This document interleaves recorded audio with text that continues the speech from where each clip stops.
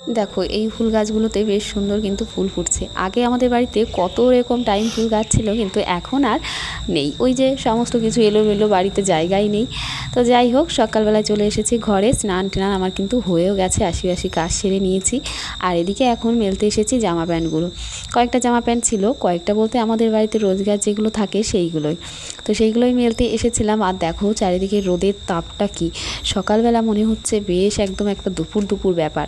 তো রোদটা একদম তাপ হলেও অতটা গরম লাগছে না, কারণ শীতের একটু একটু হালকা ভাব কিন্তু পড়ে গেছে।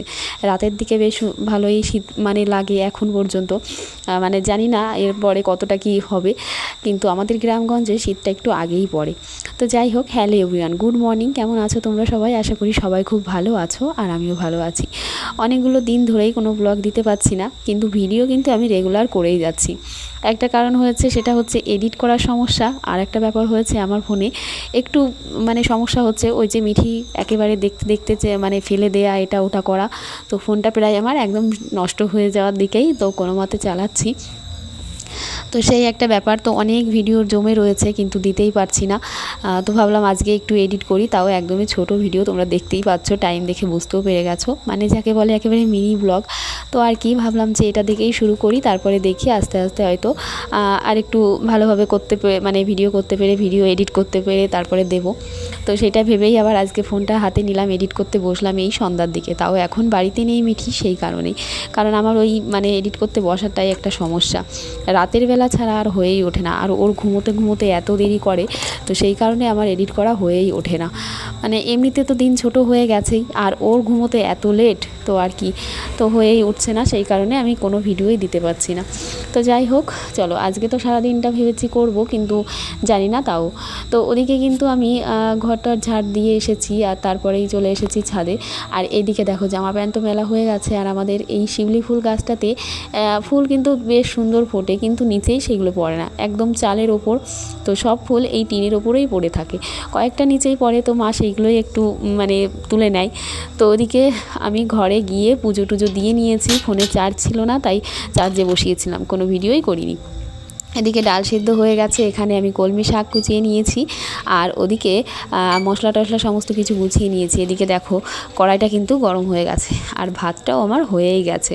তো যাই হোক, একদম রসুন ফোড়ন দিয়ে আমি শাকটা ভেজে নিচ্ছি। কলমি শাক তো এইভাবেই একদম সিম্পল, মানে কালো জিরে, লঙ্কা আর হচ্ছে রসুন, এটা দিলেই একদম শাক ভাজা একদম রেডি হয়ে যায়।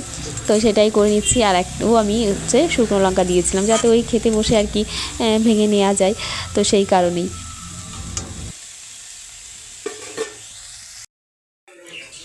ভাবছি এই ফোনটা ধরবো, এই ফোনটা ধরবো, একটু ইন্ট্রো দেবো, সেটা আর হয়েই ওঠে না। তো যাই হোক,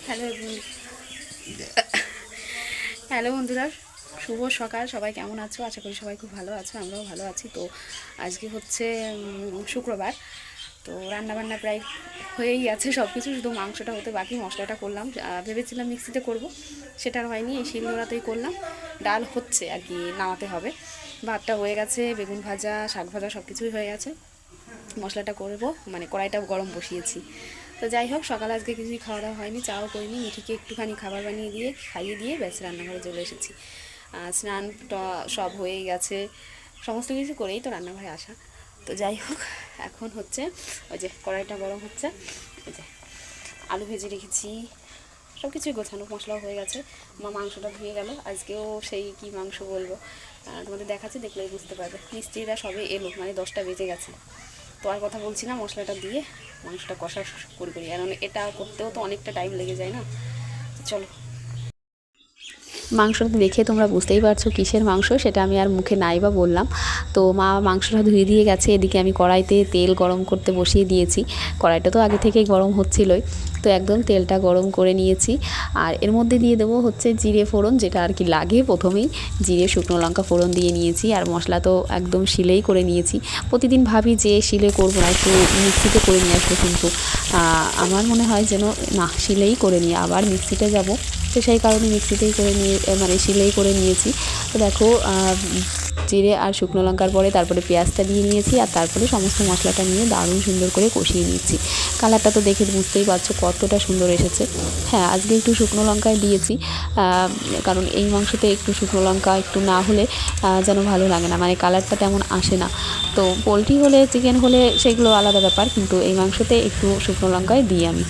তো এদিকে দেখো মাংসটাও দিয়ে নিয়েছি, মানে মশলাটা কষিয়ে নিয়ে মাংসটা দিয়ে নিলাম। আর এই মানে মাংস কষাতে কিন্তু অনেকটা টাইম নিয়েছে, মানে আমি তো করি অনেকটা টাইম ধরে, প্রায় আধা ঘন্টা। তো তারপরে একটুখানি দেখো একদম কষা মাংস তুলে রেখেছি, আর তার আগে তো মানে ঝোলটা দিয়েই দিয়েছি, তো সেটা আমি পরে দেখালাম। তো এদিকে তারপরে অনেকটা টাইম ধরে মানে চাল দিয়ে একদম সেদ্ধ করে নিয়েছি, মানে ঝোলটাকে, আর একটু ঢেকেও দিয়েছি। আর এদিকে মিস্ত্রিদের জন্য কিন্তু আমি চাটাও বসিয়ে দিয়েছি। তো এই হচ্ছে ব্যাপার। এদিকে দেখো থালা বাসন নামিয়ে নিয়েছি, এগুলো মেজে নেবো এই ঝোলটা ফুটতে ফুটতে। তো একদম মাংস কিন্তু রান্না রেডি, এখন গরম মশলা দিয়ে নামিয়ে নেব। তো সারা দিনের ভিডিও আমার অনেক ছিল, বাট আমি দিতে পারছি না সেটা।